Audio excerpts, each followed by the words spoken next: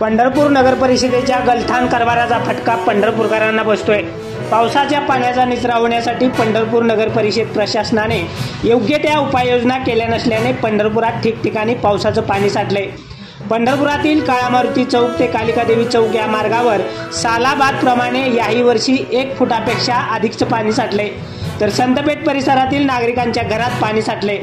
साठलेल्या पाण्यामुळे पसरलेली दुर्गंधी, डासांचा प्रादुर्भाव, विंचू काट्याची भीती अशा भीतीच्या सावटाखाली या भागातील नागरिक श्वास घेण्याचा प्रयत्न करत आहेत। नागरिकांना होणाऱ्या सर्व त्रासाला सर्वस्वी पंढरपूर नगर परिषदेचे प्रशासन जबाबदार असल्याचे स्पष्ट मत पंढरपुरातील समाजसेवक सोपान काका देशमुख यांनी व्यक्त केले।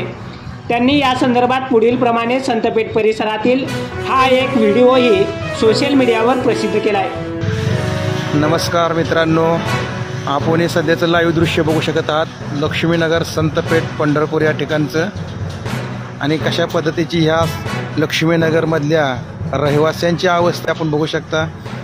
भयानक असे पाणी घरात शिरायला लागलेले आहे एवढ्याशा पावसाने।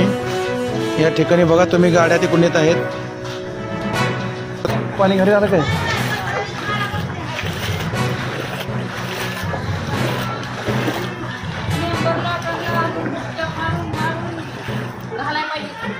बोला, असं काय म्हणताय? बघा पूरजन्य परिस्थिती या ठिकाणी 3 ते 4 फूट पाणी आलेले गेले।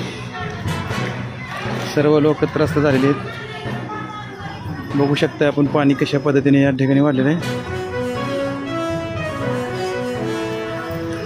बघा ही पाण्याची अवस्था या पंढरी नगरीमध्ये, संतपेठ विभागामध्ये जे लक्ष्मीनगर आहे त्या लक्ष्मीनगरमधली ही दयनीय अवस्था आपण पाहू शकता।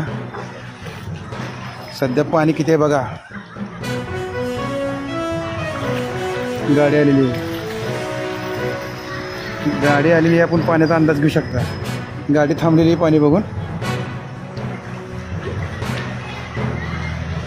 इकडून एक गाडी आलेली आहे, पाहू शकता बघा। दामाने बघा हे पाणी। हो बघा संतोषराव,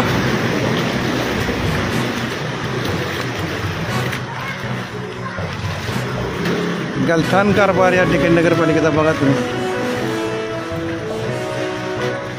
नागरिकांचा